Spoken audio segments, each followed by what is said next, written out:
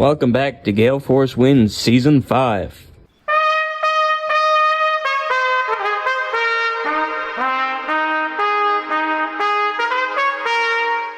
Well, I'm Alan Dale from Gale Force Wins, and I want to tell you, I'm so excited to be here in St. John's, Newfoundland. Beautiful St. John's, Newfoundland. I got to tell you, the view behind me, it's unbelievable. There's not many places in the world that has a view like this. And here I am at the Courtyard Marriott downtown on Duckworth Street, and I want to tell you, these folks in this hotel, they know what service is. I've been coming here a long time and I've never been treated better. These people are wonderful. So thanks to them for allowing us into their space. It gives me great pleasure to be in conversation with people that are making such a big difference, having a little bit of fun in doing it. And on that note, why don't you introduce yourself and tell us a little bit about you?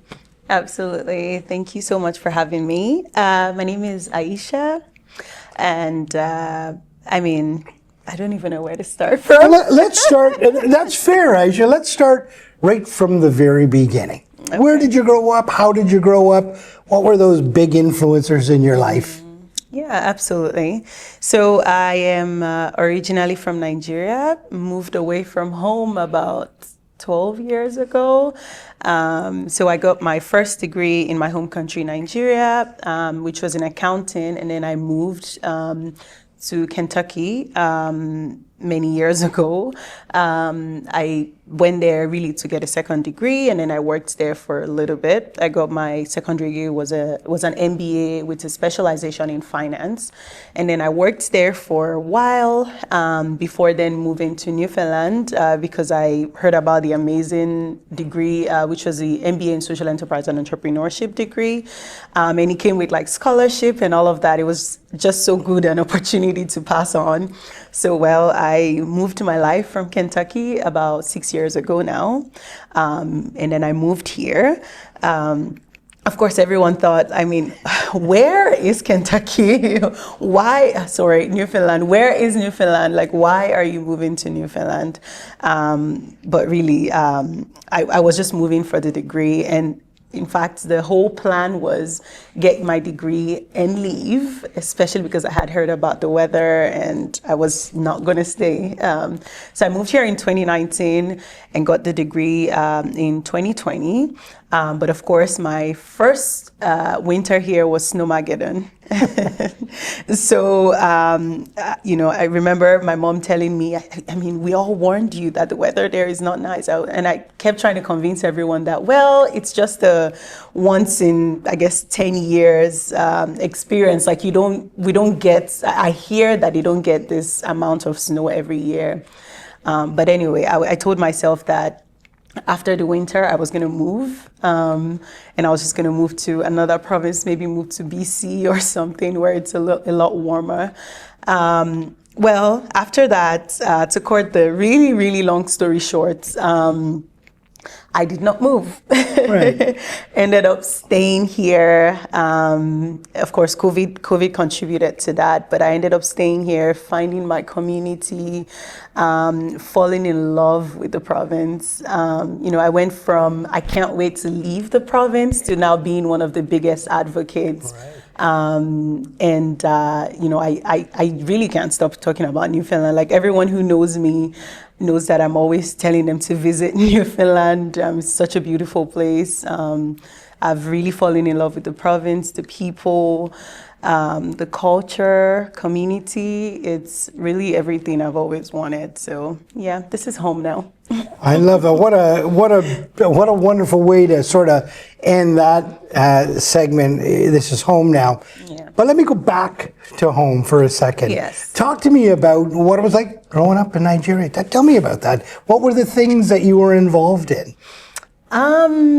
So I probably wouldn't be like the maybe typical. My story probably wouldn't be like the typical story in the sense that I honestly didn't have a lot of social life. Mm-hmm. I come from a family where my dad is a PhD, like he has a PhD. My mom is a businesswoman. So all I knew growing up was really, you go to school, you study hard, and you become, someone successful in life.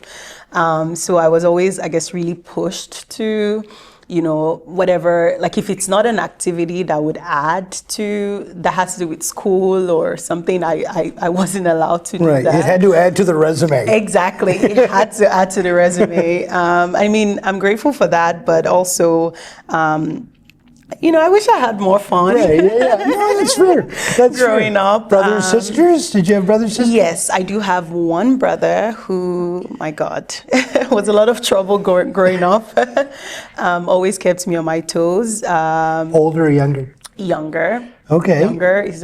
I'm about 7 years older than him. Okay. So, but that was also good for me because I knew that it was someone who looked up to me, and so that I had to be very, I had to do well. Right. Because I was, setting an example for him. Yeah. So, he's still back home now in Nigeria. He's doing very well. He's actually teaching in one of the public universities in Nigeria. So, yeah. What was Dad's PhD in? Finance. In finance? Yeah. And Mom's business? Mom's business. What was her business? So she mostly does she sells clothes, and she sells food stuff, so in bulk. Right. But yeah, mostly clothes, and she's quite very popular in our community. She's like the go-to place when you want to buy certain things. But yeah, So the conversation around the supper table was a lot around business? Was it a lot around finance? What was that supper table conversation like? It was maybe a little bit of both. Yeah. It was a lot of advice. My dad would always say things like, this is what not to do with your money. This is how to make sure you're growing your money. So it was a lot of finance talk, I would say. Yeah. And from my mom's perspective, it was a lot of, hey, we're gonna try this business. And she was always trying something new. Every year she tried to add something to her business, grow it, or add a new line to the business. And if that wasn't successful, she would just try something else the following year. So it was a lot of also what she wanted to try, and from my dad's perspective, it was really a lot of finance talk, money talk. Yeah, it seems to me, and correct me if I'm wrong, but it's almost like Mom might have been a little bit more of a risk taker, whereas Dad would have been a little bit more conservative and you were trying to find that balance in there. Yes. My dad is more of a, let's do a spreadsheet and see if this would work, if this is a smart business decision, whereas my mom is more so, does it feel good? She mostly would base some of these decisions based on emotions. And that's why, of course, there were lots of businesses that did not work out for her. Right. But she had fun. Even if it didn't work out, she would just take it as, I learned from that. I had a lot of fun. I met a lot of people. She's very much a people person. Yeah. Whereas my dad is more so a just sit down with his books and have his business meetings kind of person. But my mom was more of a, let's go to the market, let's meet new people, let's chat with this person. Right. And she would always have a new best friend every other week. That's awesome. Yeah. And sometimes I think we learn more from our failures in life than we do from our successes. Am I right? Yes, absolutely. But I would say that despite all of that, I think my dad is probably my biggest inspiration when it comes to career. Okay. Whereas when it comes to life, it's my mom. Yeah. In other areas, it's my mom, because my mom was still very big on building relationships and enjoying cultures and people. She's very community centered. Yeah. She will get involved with the local market women and try to see how she can help them. She would, sometimes help people, fight for people to get loans. She was just that kind of, she's very community minded. Right. Whereas my dad is more very strict and focused and logical. Yes, that's the word. Finance professor. Exactly. Exactly what and he's a part-time professor too. So he's more so what's the gain here? What's the benefit here? He's also a people person, but he's also very busy. So I guess, Right. yeah, doesn't give enough time to have like those relationships Right. outside of like work and business. So Have mom and dad or your brother, have they been to Newfoundland? my mom has. Okay, just and what did she think? the weather. She came, I think the last time she was here, she came in May. And I remember when I went to pick her from the airport, she said, remind me, what are you doing here again? Yeah. It's May and it's so cold. Because when I lived in Kentucky, she would usually come visit in Kentucky. And in May in Kentucky is warm already. And she's like, it's May, like, why is it so cold? What are you doing here? But I remember the last time she was here, she stayed for about 4 months. And of course, she got into like the warm weather. She got to meet my friends, my community. And she was very, that was it for her, I Right. think. She just fell in love with the place. And she's like, yeah, I get it. I get why you stayed. This place is really beautiful and people are really so kind.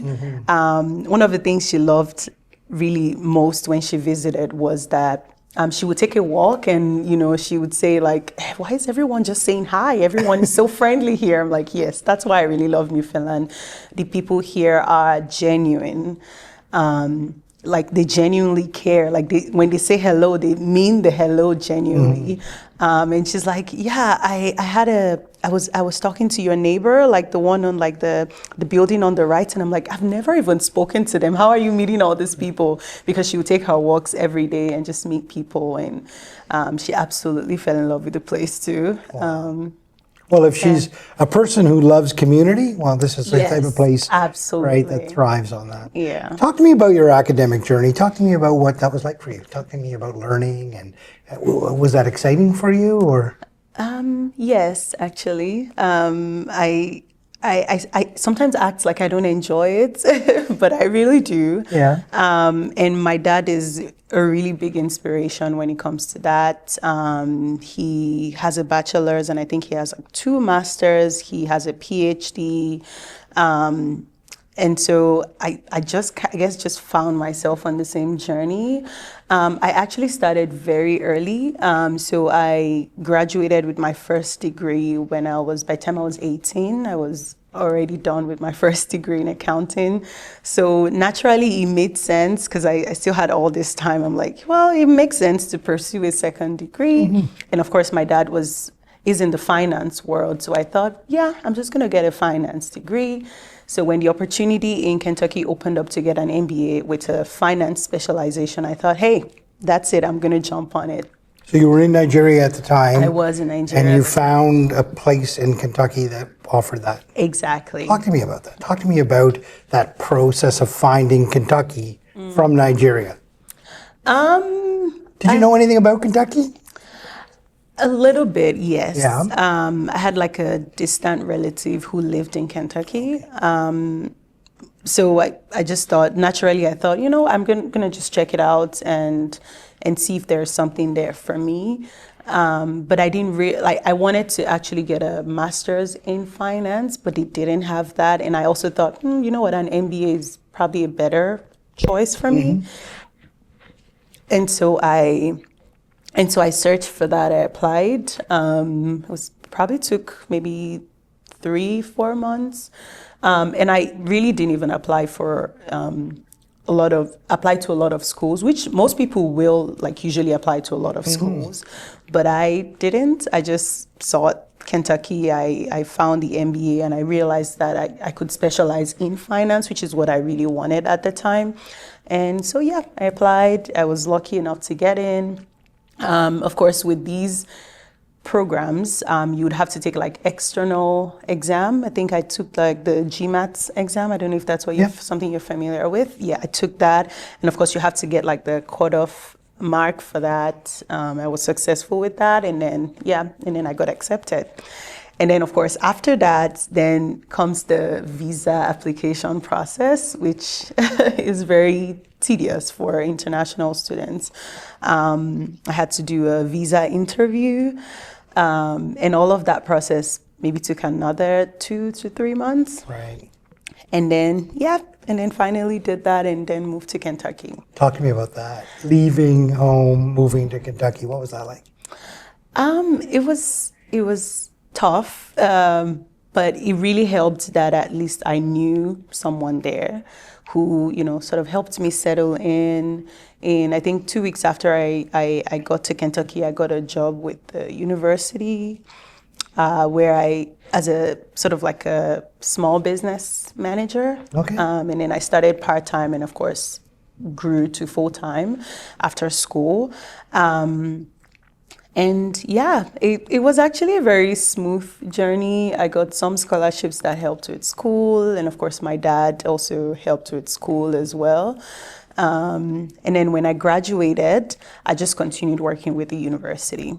Wow. Yeah. Was there any culture shock moving from Nigeria to sort of middle America? It's been such a long time. I'm trying to remember how I felt. Yeah. I don't think it was, well, of course the weather in Nigeria is always either really warm or rainy. Like we didn't have all 4 seasons. So yeah, I think the weather, and that was when I saw snow for the first time, was in Kentucky. So I remember that feeling and being so excited. Yeah, it wasn't much, and I think also food. Where I lived, there was not a lot of like access to or easy access to ethnic food. Right. And I was used to eating like certain foods Yeah. at home, and then I had to move to Kentucky, and I actually lived in the hostel for a while, and so I had to eat fries, and there was a time I was eating pizza every day. And I think that was probably the biggest culture shock and probably one of the most, I guess, stressful time, because I had to adapt to eating what the school provided. But over time, after a while, I moved out there and got an apartment. So things got a lot easier, because I could then drive to get the food that I actually wanted and cook home food. Yeah. So yeah. Was it easy for you to sort of juggle work and school at the same time? Did you find that complicated, or was that just a natural thing for you? It was natural, I would say, because back home, it was sort of what I did. I would help my mom with her business and then still go to school. So it wasn't really strange for me to be able to juggle both. Right. But of course, I had to get used to the, I guess, North American education system. Right. So I did give myself a little bit of time to adjust before taking on anything too serious. So even my job at the university at the time was easy work. It wasn't anything it was work that was related to my school in terms of business management. So it wasn't too difficult, I would say, yeah. You talk about your mom sort of being so interested in culture and being sort of the very community minded. Yeah. You talked about that's what drew you to Newfoundland, that community sort of feeling, that you felt that there. Did you feel that in Kentucky? Talk to me about that community in Kentucky. Because I can tell you, Kentucky is one of those places, not a lot of people get the opportunity to go. Tell me a little bit about the community and what it's like to live there. It is a lot like Newfoundland, I would say, in some regard. People there are really nice. And welcoming. I never felt like an outsider in Kentucky. I always felt like I was part of the community. I think it was easy also because of the university that I went to had quite a number of Nigerian students. Okay. So that sort of helped me have that community around me. So yeah, it wasn't too difficult, but my mom is, I guess one of the reasons that I'm very passionate even about community organizations. So since I graduated, I've mostly only worked with community organizations, like nonprofit social enterprises. Like, they have my heart. I want to believe that the work that I do not only impacts the organization that I'm doing the work with, but also the community, my community. So I think, just watching the way that she lives her life has really shaped sort of my interests, especially with regards to community and community work. Since I moved to Newfoundland especially, I've worked with, I would say, about 3 or 4 community organizations, from working with seniors, working with women, and working with newcomers. I've done it all. So there you are, you're in Kentucky, you're working, you've graduated, you're working. How did you find Memorial University? How did this sort of come into your orbit? So that it's actually a very interesting story. So after I, got my degree and I worked for a while, I still wanted more. I wanted to go back to school. But at the time, I started being really interested in the environment. I was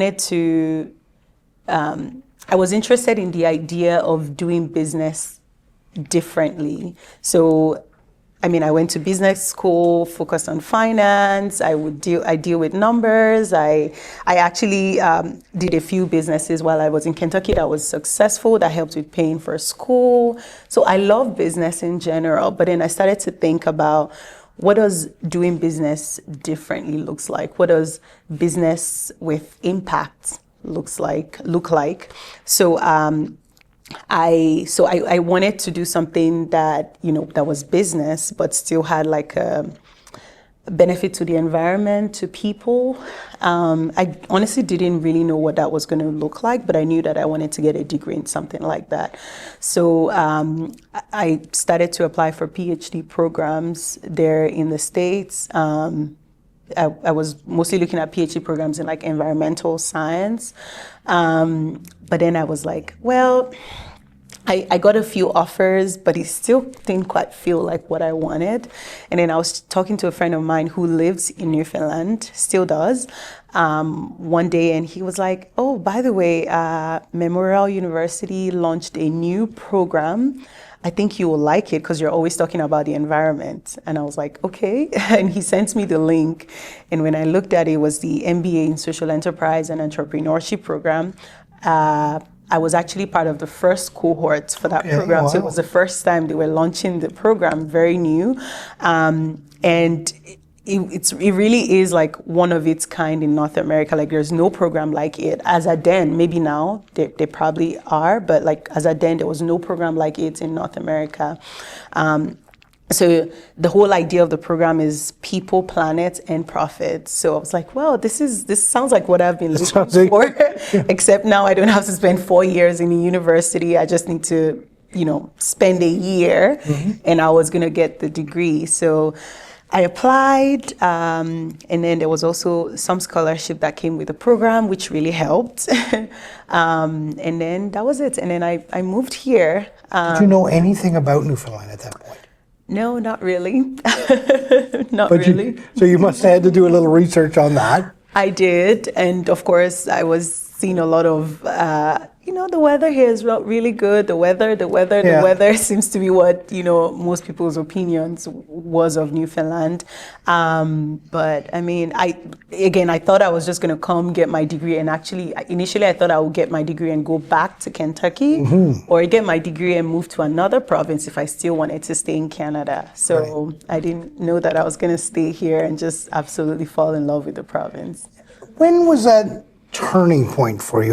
When was it in that degree program that you obviously, it was a perfect fit for you, but can you remember that turning point? You say, this is my place. I think I found my place. Do you remember that?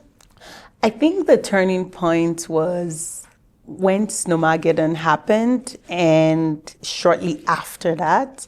So when Snowmageddon happened, I think I saw something that I had never seen anywhere before. I saw how much people really cared for one another. I mean, on the snowbanks, people would write, we're in this together. Let's have each other's backs. People were going out to like shovel or dig out seniors who were stuck. People created groups on Facebook saying, hey, I have this much milk and bread. If anyone needs extra, I can meet you halfway. Like I was a part of like some groups, and I was like, wow, people are really just willing to give out a lot. Because remember, we had the shutdown, like the whole city was shut down for, I think, almost 2 weeks. So I saw that community centeredness, and I was like, I think that was a turning point for me. In fact, I think I even remember doing an article and publishing it on LinkedIn at the time, because I was just so impressed by how much, community, how strong of a community we have here in Newfoundland, and how much people genuinely cared about one another. And I think that was like the biggest thing for me. And of course, in the summer, I got to also like really experience Newfoundland. I went whale watching, explored many hiking trails, because also it was, I think, around COVID, so we couldn't really like mix. So I hiked, and just did a lot of interesting things, and it just made me realize like this is the place, this is home. Yeah. Were you Snowmageddon, for somebody from Nigeria, were you frightened at all? Oh my God, yes. Yeah. I asked a lot of questions, but also I had my classmates who then had become like family, because it was a small cohort of about 12, 13 of us. Okay. And we had people from different countries, so I wasn't experiencing that alone. My classmates were really good support for me. They really helped, and you're like, you know what, this is not the norm. This happens I think they said it happens like once in 10 years. Like, this is not how the weather is or winter is normally. So I think having that support really helped. So I wasn't as frightened as maybe I should have been. Okay. Yeah. So you graduated. Although before I get to your graduation, I want to talk a little bit about your classmates. So a small class, a new program. Yeah. Everybody's in this together, probably all very passionate about the topics. Yeah. Talk to me about your classmates and that experience for you. Yeah. They were like probably my biggest support, honestly. I mean, the faculty, professors, everyone was great, but like more so my classmates. It was nice that we had people from different countries as well. So I think we had someone from Iraq, we had another person from Nigeria, we had someone from, I think, Ghana. So just from different countries. And of course, we had like Newfoundlanders as well. They were the ones that I would ask if I need to try new restaurants. They were the ones that I would ask and say, hey, where is the best place to shop for XYZ? Where is the cheapest place to get groceries from? So they were kind of like the people that I leaned on to ask questions when I needed direction. So graduation happens. You're committed to staying in Newfoundland. Now, talk to me a little bit about your professional journey, sort of right after you graduate. Yeah, absolutely.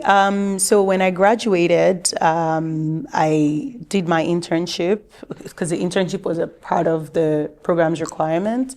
So it was a 4-month internship. I did that with Choices for Youth. After that, I also worked briefly with Stella Circle. After working with Stella Circle, I worked with Association for New Canadians. I worked as a program manager for their social enterprise, and worked there for about 2 years. And then when the project ended, I moved to WRDC.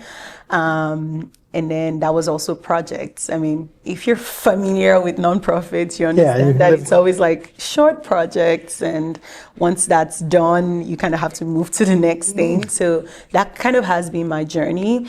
I did work with the government for, I believe, about 3 years. In between that, and of course, my last place of employment was with Connections for Seniors.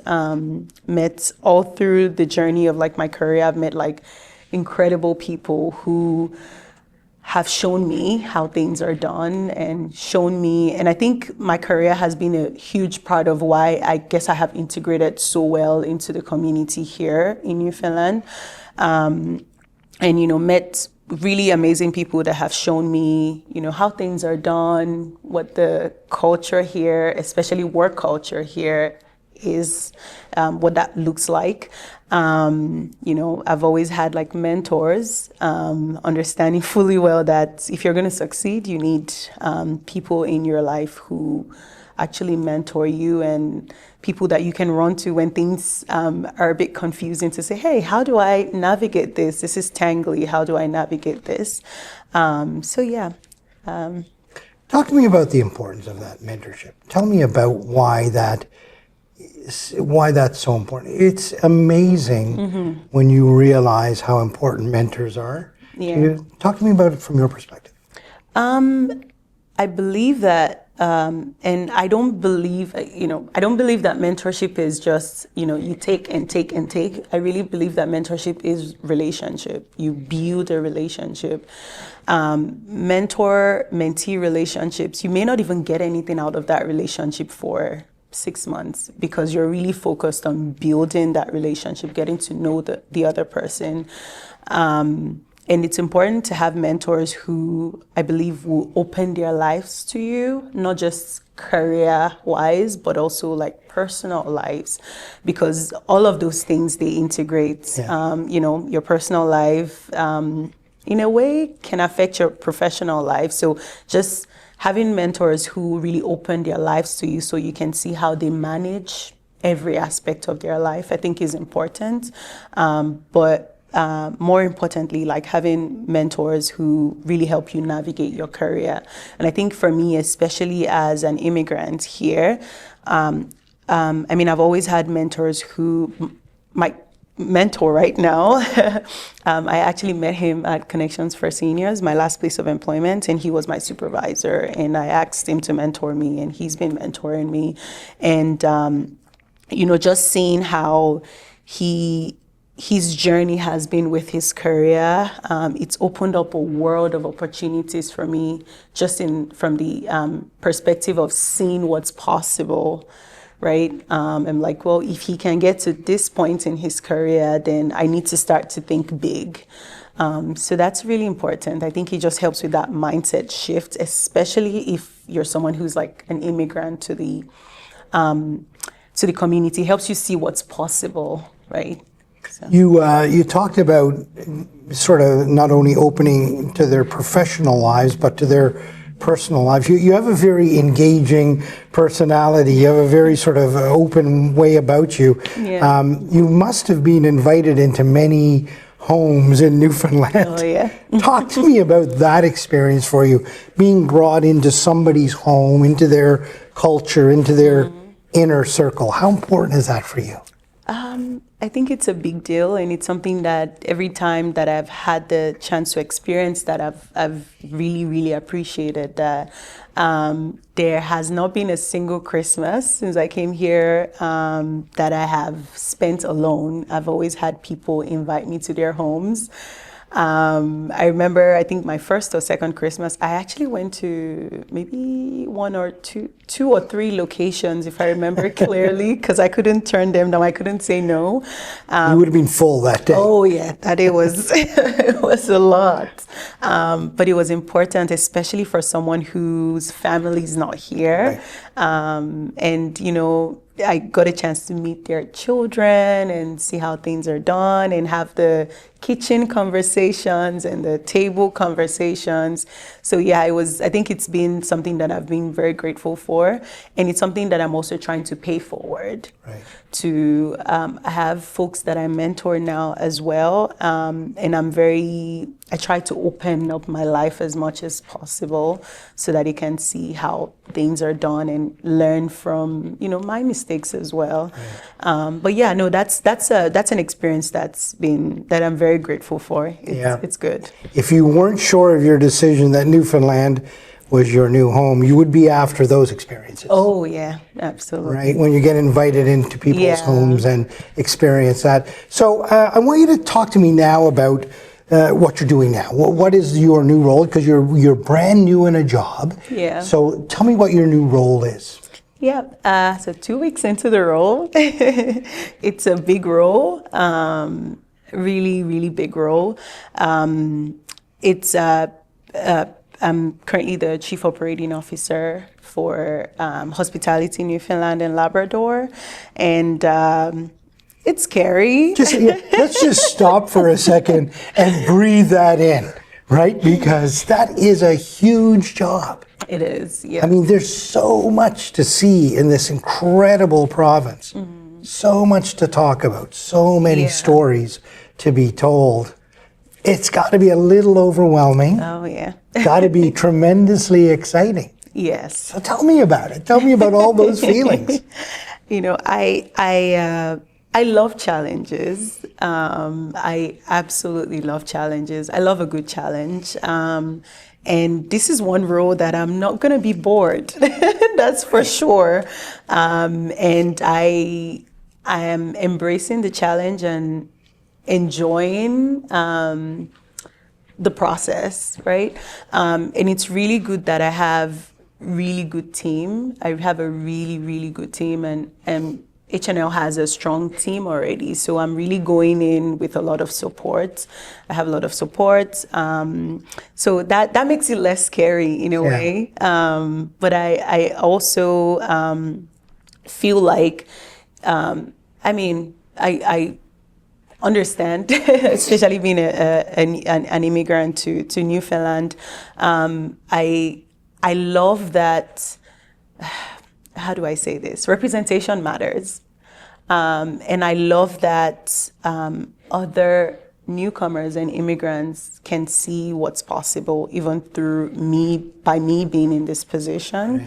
Right. So I don't want to mess it up. Yeah. I want to make sure that I do a really good job so that continues to open the door for people who look like me. Right. In positions like this.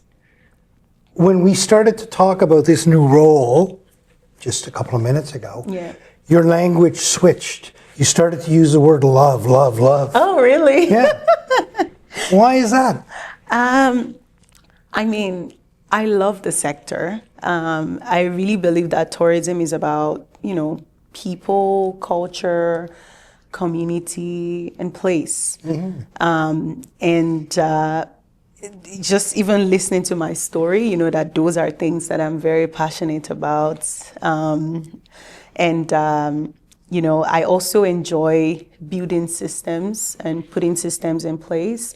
And that's a lot of like what I do internally with H&L is like continuing to build or support the systems that they currently have in place so that we can build strong enough systems that continue to support our members and the members that we serve.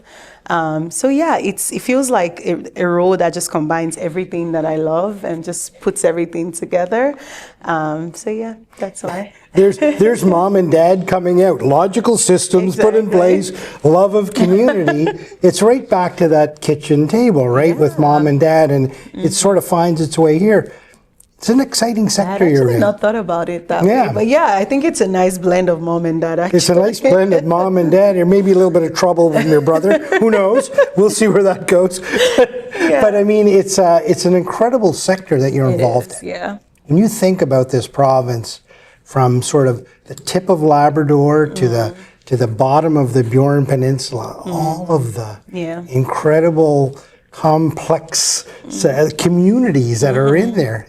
Like for you, you're on the cusp now of not only helping them, but you're going to see a lot of these things for the first time. That's got to be exciting to know that I'm going to go in places where I never thought I was going to be. And meet people too. I attended a conference, more a roundtable last week, and I met all these amazing people in the sector, and it was it was definitely the best day I had last week. Right. And just meeting, people and seeing all the wonderful things that they're doing to help the sector. And I mean, tourism is very, very important to our economy here in Newfoundland. So it's I guess I feel very privileged to be able to support that work. And I don't take that opportunity for granted. It's one that I'm grateful for every day. Yeah. And you have a lot to work with, right? You've got incredible sort of scenery. You've got, but to the people, let's go back to that for a second. And we've had the pleasure of sort of working with Hospitality Newfoundland and Labrador recently, within the last sort of month or 6 weeks. And the conversations with the people that were making a difference in their communities, sort of one little thing at a time, right? One sculptor at a time, one inn operator at a time, one restaurateur at a time. The impact they're making on this entire province is huge. But the way they talk about their province or their community makes people from around the globe want to come here.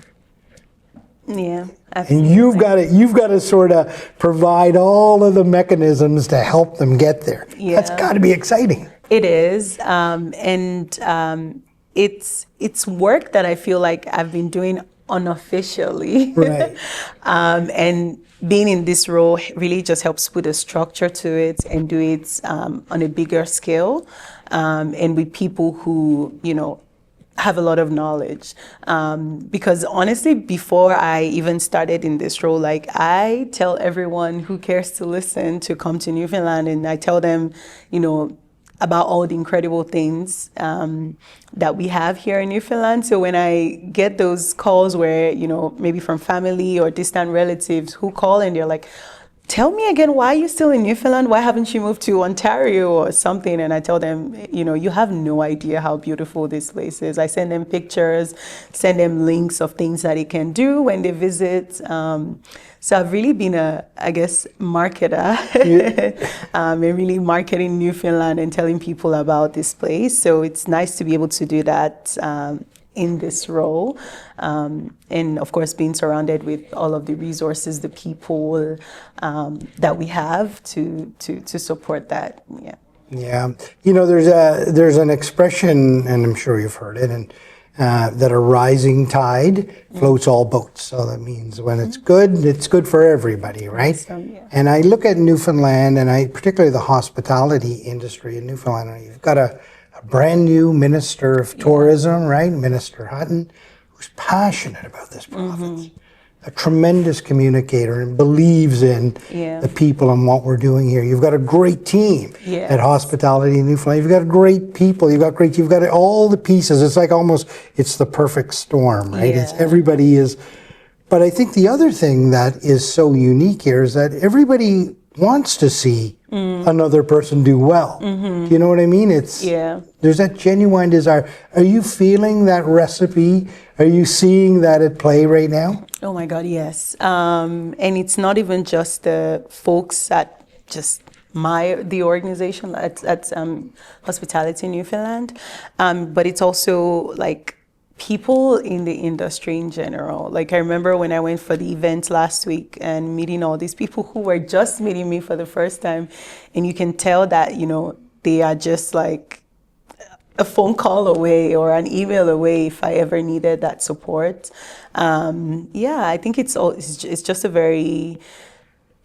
it's an industry where people just really support one another and just understand that, if we're going to succeed or continue to succeed, it's got to be a collective effort. So I think that the folks here really, really get it. They understand it. So You're early into this job. Yeah. A few weeks in. What are you most excited about? What on the horizon is most exciting for you, other than summer coming? Well, that's. But I think I'm curious. I'm excited to see what I will do and how I will contribute to the sector. I'm really just excited to just grow in this space and support the members that we work with. And Yeah, I think it's almost a journey that I'm also very curious about. Yeah. Like I'm really excited to see how things unfold in the next few years. It's definitely a place that I intend to stay for a really long time. So yeah, I guess just growth, personal growth, and yeah, getting to do work to continue to support like the industry and grow myself within the industry and meet people. I think that's a part of the job that really excites me as well, is just the people. It's funny to try to understand the way your mind works, because you're a very process-driven person. You want to put things in place to make it work. That has been your journey, whether it's school or work. It's a process. I'm going to do it. I'll get it done, and I'll get to the end. But you're also very curious and creative, and it's a complex mix of sort of, which is really kind of cool. And you're saying to me that we're going to make this work, but I'm going to allow it to grow organically too, and allow it to sort of steer me a little bit as a person. Absolutely. You know, we often ask people that come on the show to sort of leave us with a piece of advice. I can guarantee you that this conversation will find its way somewhere where there's going to be a person sitting in another part of this world looking at this conversation and saying, wow, she came from there and is now doing that. What would you say to that person? What would that piece of advice be that got you from there to here? I think audacity. Audacity has been one of my favorite words recently. It's just that dare to do it. It's just, you want something, just grab the bull by the horns and do it. It doesn't matter if it's difficult or you're afraid, do it afraid. What's the worst that will happen? You fail, but you learn from it and you pick up again and grow. Just like my mom, like she'll try several businesses. If it doesn't work, she still enjoys the process and keeps going. And I think that would be my advice, is just grab the bull by the horns and just go for it. Like whatever it is that you want, just go for it. And enjoy the ride. Definitely always enjoy the ride. Whatever it is you do it, but also enjoy the ride, and don't be afraid. Yeah. Even if you're afraid, do it afraid. Yeah. Well, I can tell you, I've rarely met a more passionate Newfoundlander who came from Nigeria through Kentucky to make our way here. I wish you very much success Thank you. in your career. There's little doubt that Hospitality Newfoundland and Labrador is in good hands with you and your hand on the tiller to keep us on a steady course. It's been an absolute pleasure to meet you. Same here. Thank you so much for having me. Thank you for tuning in to Gale Force Wins. That's Gale Force Wins, WINS.com.